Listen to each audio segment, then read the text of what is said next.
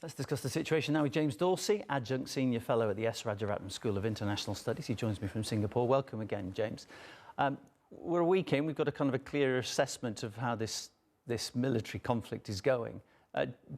Donald Trump makes it sound like it's a fait accompli, that Iran's at its knees, that the king of hyperbole awarded himself 13 out of 10, I think it was, for the military campaign. Israel was looking to start opening life up again, it seems, underneath its missile shields and starting to renew flights. But as we've just seen from our correspondent, the missiles are still coming in, the alerts are still being sounded. Hezbollah's now joining in on Iran's side. Have they perhaps underestimated the strength of resistance? I think they've misunderstood the resilience that Iran has. This is not the first time that Iran is in a position like this, even though this is the first time that it's having such a massive pounding by militarily superior forces. Having said that, if you go back to 1979, 1980, with other words, the first year after the Iranian Revolution, you saw in a period of a few months, two presidents, 3 prime ministers killed. You saw a massive bombing in which 72 members of parliament, including some of the country's most senior clerics, like Ayatollah Beheshti, being killed. You go back to June of last year, where the Israelis essentially wiped out the command of the military as well as the Islamic Revolutionary Guard Corps. They were replaced. The Israelis wiped them out again. They were still functioning, and as we see, they are still functioning today. So, in my mind, the United States and the Israelis have underestimated Iran's capability to absorb these kind of attacks. I'm just wondering, there used to be this thing called international law. I'm just wondering where it went. We've seen in the assassination of the supreme leader in Iran, we see that Israel's got boots on the ground. Well, we heard about fighting today, reports of fighting 80 kilometers into Lebanon. Israel and the United States almost seem to be acting as if there are no rules to what they want to do in terms of their military campaigns. Are there any rules? Because if there are, they don't seem to be enforceable. There are rules. What President Trump has achieved is a rewriting of those rules and a rewriting in some ways of international diplomacy. The rule today is not international law. It's might makes right. The United States has a might makes right driven foreign policy that it backs up with military might.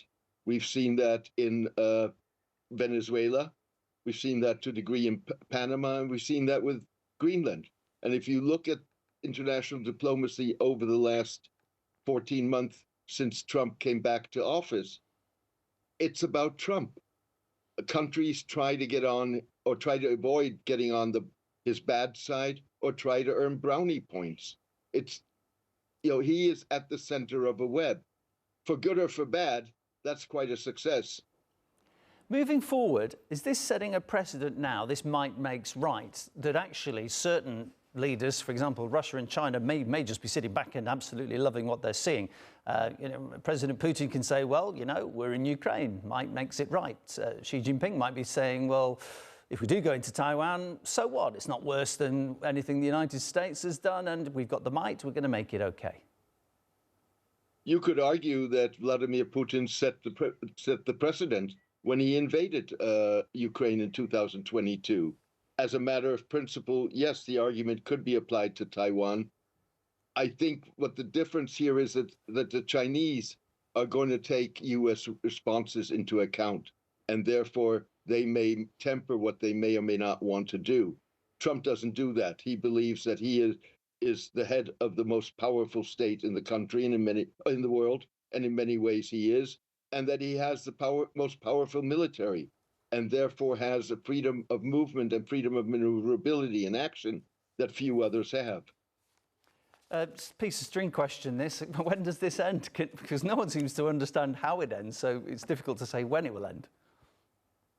I'm not going to put a date on when this is going to end. I think at this point, what you could very well see is mission creep. You're seeing a situation in which the United States, neither party at this point is interested in a negotiation.